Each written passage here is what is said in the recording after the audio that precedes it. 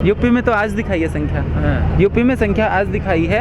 और इतनी संख्या तो कहाँ दिखाई है हमने, या तो वो तो दिल्ली में ही दिखाई थी जब दिल्ली के अंदर ट्रैक्टर परेड हुई थी, उसके बाद यूपी तो अलग स्टेट पड़ता है, तो यहाँ संख्या दिखाना बहुत ज़रूरी था क्योंकि यहाँ इलेक्शन आ रहे हैं। वो एक संदेश देगा यूपी की जनता को कि तुम गलत फंसे हुए हो, इस छोटी फैंटा को हटाओ और कोई अच्छा विकल्प लेके आओ। सरकार ने तो 7 साल से ही कुछ नहीं किया है, तो आज कोई ये नई खबर तो नहीं है कि सरकार कुछ नहीं करने वाली। किसान कानूनों को लेकर, किसान कानूनों को लेके कुछ नहीं करेगी तो नुकसान में रहेगी। देखो सरकार अगर कुछ नहीं करने वाली तो किसान भी हटने वाले तो नहीं है ना। देखते हैं कि ये कंपटीशन कब तक चलेगा और कौन जीतता है।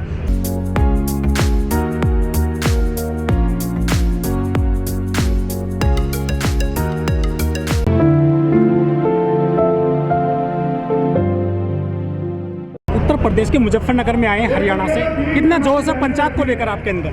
पंचायत को लेके बहुत जोश है। असल में जो मैं मानती हूँ, मेरा जो निजी तौर पे मानना है, 9 महीने हो गए हमें भाषण तो बहुत दे लिए, हम तो यहाँ सिरों की गिनती करवाने आए हैं कि देखो कितनी ज़्यादा जनसंख्या तुम्हारे विरोध में, सरकार के विरोध में आज खड़ी है।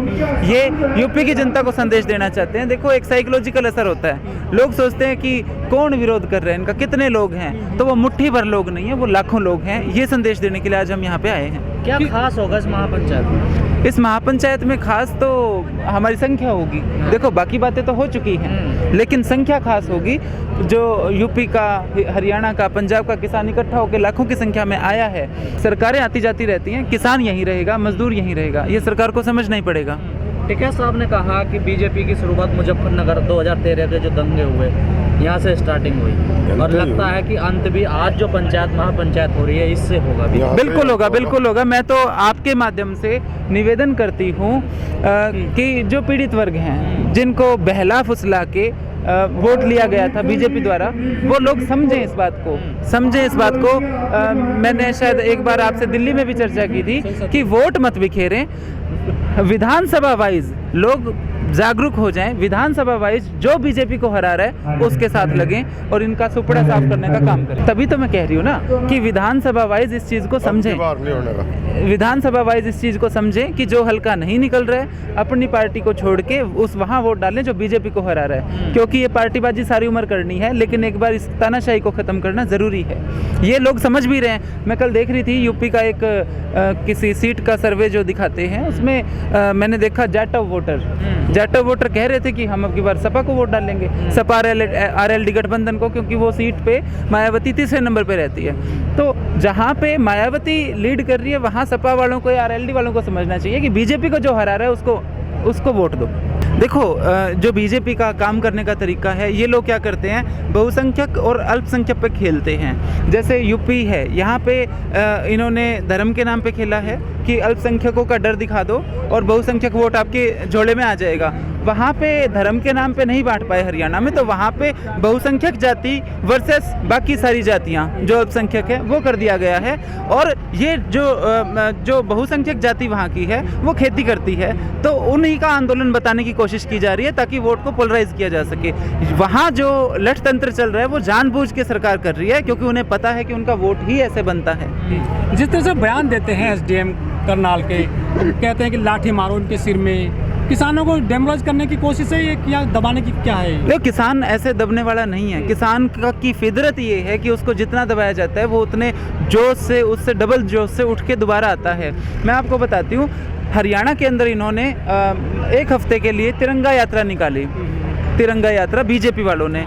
वो मतलब जैसे जो एक लोकसभा होती है, हर विधानसभा में वही 150 लोग पहले किसी विधानसभा में कर रहे हैं, किसी विधानसभा में कर रहे हैं, मतलब वही 150 लोग पूरे जिले में अलग अलग जगह यात्रा निकाल रहे थे। जो किसान थे उन्होंने उसका वो 1 हफ्ते का ड्रामा देखा और फिर जवाब में हर जिले के अंदर कहीं 1500, कहीं 2000, कहीं 2500 ट्रैक्टरों की रैली निकाली।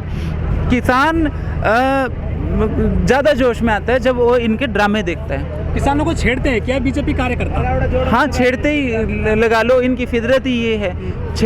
मतलब छेड़खानी करते हैं, जैसे साड़ी नहीं होती, ये वो हरकतें करते हैं। आज जो महापंचायत हो रही है मुजफ्फरनगर में, कितना असर पड़ेगा चुनाव पे इसका?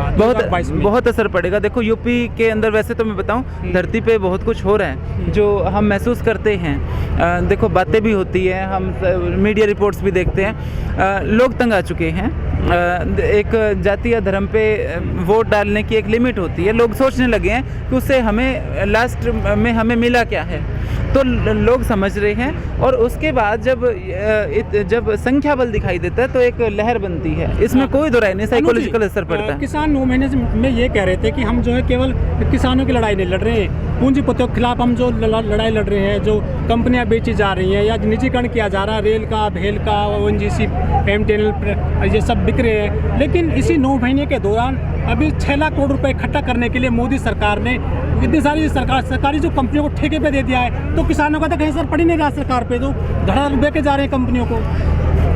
यही तो बात है ना, यही तो दुख की बात है। शायद सरकार ने ये मान लिया कि तुम दोबारा सत्ता में आपसे वापसी नहीं करने वाले, और जो भी जिन लोगों ने इन्वेस्ट किया था इलेक्शन के टाइम में, उनको ये कंपनियां बेची जा रही हैं। बात ये है कि जब आप देश का सारा संसाधन जो भी सरकारी संस्थाएं थी वो अगर आप प्राइवेट हाथों में दे दोगे तो सरकारी नौकरियां कहाँ से आएंगी। मैं स्पेशली कहना चाहूँगी दलित भाइयों को, समझो इस बात को, ये वो मनुवाद का एजेंडा है, इनका आरक्षण खत्म करने का एक तरीका है। जब नौकरियां ही नहीं होंगी तो आरक्षण कैसे मिलेगा?